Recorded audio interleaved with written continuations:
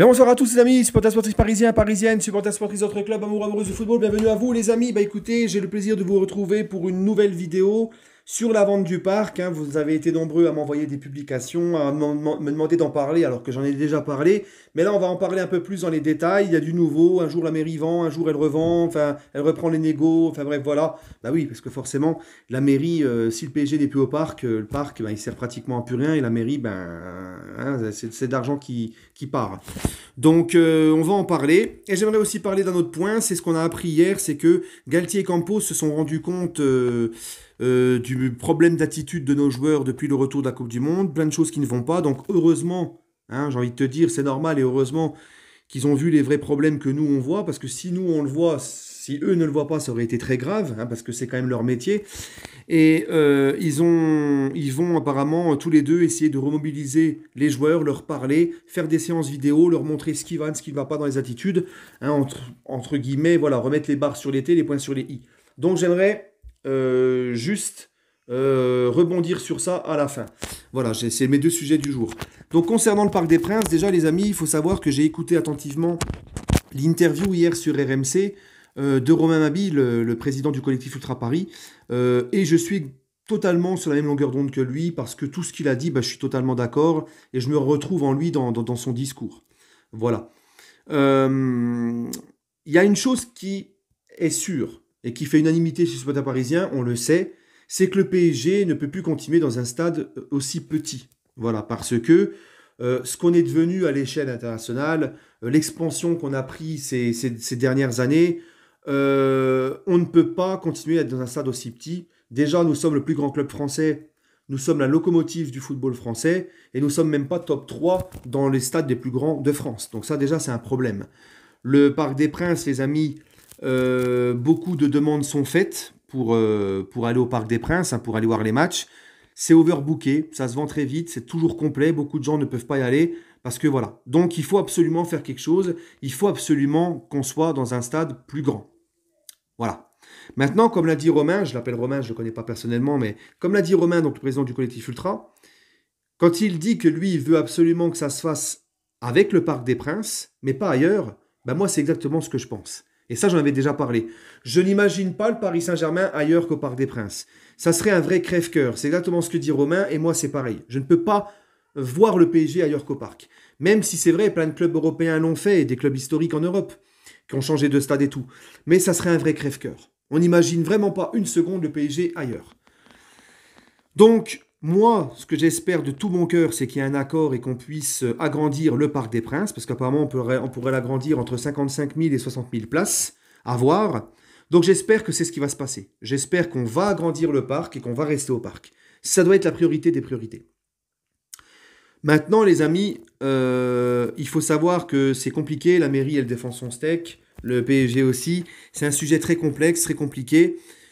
Maintenant, le Paris Saint-Germain souhaite racheter le Parc des Princes pour pouvoir l'agrandir et faire les travaux nécessaires. Et c'est tout à fait normal. Parce qu'ils veulent une certaine rentabilité. Parce qu'on aurait très bien pu dire, bon, allez, le PSG finance l'agrandissement du parc, voit comment on peut faire, parce que c'est compliqué aussi avec le périph'. Ils vont agrandir le Parc des Princes, ils vont remettre des tribunes, il y a de l'espace entre les buts et les tribunes, ils vont peut-être remettre des tribunes là, ils vont financer les travaux pour agrandir le stade, refaire des places, rénover le toit, etc. etc. Mais le problème, c'est que c'est des grosses dépenses et le PSG veut une rentabilité par rapport à ça. Donc le mieux dans cette rentabilité, c'est d'être propriétaire du stade pour que l'entrée d'argent, tout ça, soit vraiment que pour eux et qu'ils puissent même faire comme Olas dans son parc OL, faire des concerts, des machins, faire des grosses rentrées d'argent pour le club, tout ça. Donc voilà pourquoi le club veut absolument être acheter le Parc des Princes. Voilà. Maintenant, la mairie ne veut pas le vendre parce que c'est assez compliqué aussi, parce que c'est un patrimoine de la ville de Paris. Et c'est vrai que vendre le Parc des Princes aux Qataris, tu sais pas ce qui peut arriver demain. Si les Qataris décident de quitter le PSG, de vendre le PSG, et qu'ils décident de faire autre chose avec le Parc des Princes, je sais pas moi, un truc vraiment rentable de ouf, un projet de ouf, et de ne plus en faire un stade de foot, d'en faire autre chose, et qui dégage le PSG du Parc des Princes, comment on fait? Donc c'est très compliqué aussi. Voilà, c'est vraiment complexe comme dossier, c'est très compliqué. C'est pour ça, il faut bien réfléchir, il faut bien... et ça, c'est pareil, si le PSG, si les Qataris partent du Parc des Princes et font leur propre stade, ça sera pareil. Hein, s'ils vendent le PSG et décident de faire autre chose qu'un stade, ils giclent le PSG de ce stade-là, bon, tu me diras, il y aura toujours le Parc des Princes derrière pour rebondir, on reviendra au parc, mais bon. Voilà. Moi, je pense que la meilleure solution, les amis, la meilleure solution à ça, qui arrangerait tout le monde en fin de compte, c'est mon avis à moi, ça serait que le Paris Saint-Germain et la mairie mettent tous les deux la main à la poche. Hein, c'est pas que au PSG de mettre la main à la poche. Par exemple, toi, tu as des grosses rénovations à faire dans ta maison ou ton appart parce que ça ne va pas. Et ben, si tu es proprio, tu mets la main à la poche. Et si tu es locataire, c'est à ton proprio de financer tout ça. Tu vois? Donc là, je pense qu'il faudrait quand même que le PSG, parce que la mairie profite beaucoup aussi du PSG, hein, ils attendent que c'est le PSG qui mette tout le temps la main à la poche. Mais au bout d'un moment, c'est bon, tu vois. Donc, à ce compte-là, faut le vendre, le stade, faut le revendre. Donc moi, je pense que le mieux, c'est que la mairie mette la main à la poche et le PSG aussi. Voilà, comme ça partage les frais. Et en plus de ça, la mairie, elle pourra, vu que le stade sera plus grand et rénové, ben, la mairie pourra augmenter son loyer et ça sera rentabilisé plus tard, voilà, les dépenses et tout. Moi, je pense que c'est mieux à faire. Après, moi, je suis pas un expert, je suis pas un expert comptable, je suis pas dans les négociations. Voilà. On parle comme ça derrière notre écran et voilà. C'est mon avis, c'est ce qui arrangerait tout le monde. Après, si vraiment il n'y a aucun accord avec la mairie, qu'on ne peut pas agrandir le parc, que la mairie veut pas vendre, etc. Bah, les Qataris partiront du parc et bah, là tu te diras que finalement tu les comprends, ils n'auront pas le choix, c'est voilà, mais ça serait un vrai crève-cœur. Voilà les amis. Et j'espère que ça ne se passera pas comme ça. Bon bref les amis, maintenant Pochettino Pochettino, oh là, je suis reparti un an en arrière là, je vais trop loin là. Galtier et Campos. Euh, Moi, je trouve que c'est une très bonne idée. Voilà, je suis très content de voir ça parce ils sont quand même malgré tout dans la réaction. Ils essayent de faire des choses. C'est pas comme Pochettino qui était abattu à moitié clamsé en conférence de presse et puis qui attendait de mourir là. Non, non, là ils sont actifs. Ils essayent de faire bouger les joueurs. C'est très bien. Hein. Ça ne m'étonne pas quand même de Galtier Campos qui sont malgré tout des vrais passionnés de leur travail et voilà. Maintenant, le truc, les amis, c'est que c'est bien beau de faire ça. Hein. Mais le problème, c'est que déjà, il faut que les joueurs adhèrent à leur discours, acceptent.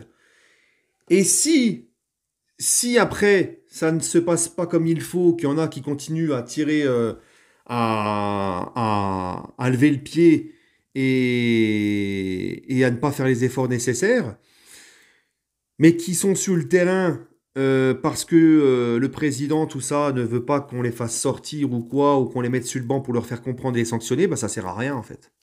Hein. Donc, il faut que ce que fait Campos et Galtier, ça soit suivi par toute la direction derrière. Il faut que Nasser appuie tout ça. Il faut que Nasser, moi je pense même que Nasser doit être là, avec eux, avec Campos et Galtier, et dire, les gars, c'est eux les patrons. Vous les écoutez, sinon il y aura des sanctions. Celui qui tire au flanc, celui qui ne veut pas faire d'efforts, qui reste dans son confort, celui qui ne se remet pas en question, il ira sur le banc, peu importe son statut. Ça, c'est important aussi. Il faut que Nasser soit là, se montre aussi là, dans cette histoire. Parce que tu peux, comme je te le dis, Galtier et Campos, ils vont être là, ils vont essayer de parler aux joueurs, de leur montrer ce qui va, ce qui va pas. Mais si derrière, ils n'ont pas de soutien, ils n'ont pas d'appui, et qu'on laisse les joueurs faire ce qu'ils veulent et pas écouter, ben, c'est un truc sans fin. C'est un truc sans fin. Donc j'espère que Campos et Galtier auront les cartes blanches de la direction, du président, de l'émir, tout ça, pour prendre des sanctions derrière s'il y en a qui continuent à tirer au flanc après cette mise au point. Voilà. Parce que comme je vous l'ai dit, les amis, je suis inquiet. Inquiet dans ce qu'on voit ces derniers temps, dans les attitudes. Alors, je vois encore des Parisiens qui sont pas du tout inquiets, eux, ils sont contents. Ils t'expliquent même que c'est pas grave, il y a d'autres équipes qui ont perdu. Bon, bah écoute, hein, voilà, ils comprennent jamais rien, c'est toujours les mêmes problèmes. Hein, l'année dernière, c'était pareil, on disait c'est pas grave de perdre des matchs de Ligue 1, c'est pas grave de pas avoir de jeu, c'est pas grave d'être nonchalant. En Ligue des Champions, ils vont se mettre au pas et ils feront les efforts et ça passera. Et on a vu qu'on s'est fait encore humilier. Donc, bref, ils comprennent pas, c'est pas grave. Donc voilà, donc j'espère vraiment que le club va tout faire pour épauler Campos et Galtier, parce que ça doit être tout le monde, et que les joueurs comprennent qu'il faut absolument se bouger, sinon il y aura sanction, parce que c'est plus possible. Il faut vraiment que les joueurs se remettent en question et qu'ils refassent les efforts nécessaires, et puis, parce que là, sinon on court à la catastrophe. Voilà. Hein. Bref, les amis, allez, prenez soin de vous. N'hésitez pas à me donner votre avis en commentaire. Et puis, juste un petit point final aussi, j'ai oublié un petit truc. Par rapport à ma vidéo d'hier où j'éclaircis ce que j'ai dit sur l'OM, sur les dirigeants de l'OM qui travaillent bien, etc. Il y a aussi un point que j'ai oublié dans cette vidéo qui est très important, c'est que c'est pas parce que j'ai dit du bien de l'OM sur leur façon de fonctionner et tout, que ça fait de moi un amoureux de l'OM ou un mec qui va supporter l'OM en Coupe d'Europe, etc. Non. Hein, non, parce que j'ai vu des mecs me faire la leçon sur Twitter, me dire ouais, il faut être anti-marseillais, c'est un devoir, patati, patata, mais oh, les gars, moi je suis le premier à être anti-marseillais, hein. Je peux pas blairer l'OM, j'aime pas l'OM, et jamais je les supporterai en Europe. Si tu me poses la question si je préfère voir l'OM bien travailler et nous concurrencer comme ils le font, ou voir l'OM s'enfoncer dans la crise, je te répondrai s'enfoncer dans la crise. Tu vois ce que je veux dire? C'est eux, ils veulent pas notre bien, on veut pas leur bien non plus. C'est normal, parce qu'on ne s'aime pas. Donc, il faut pas tout mélanger. C'est pas parce que j'ai dit du bien avec objectivité sur leur travail que ça fait de moi un mec qui, ça y est, les aime et... Non, il faut pas tout mélanger, hein. Et puis, quand il faudra continuer à leur mettre des taquets, à les chambrer, vous inquiétez pas, je serai là. Il faut faire un peu la part des choses. Parce qu'à ce compte-là, tu vois, mes meilleurs potes d'enfance qui sont pour l'OM, je leur adresse plus la parole et non, ouais, il faut arrêter à bout d'un moment l'extrémisme fanatisme aussi, hein. Voilà. Bref, les amis, allez, prenez soin de vous et allez Paris.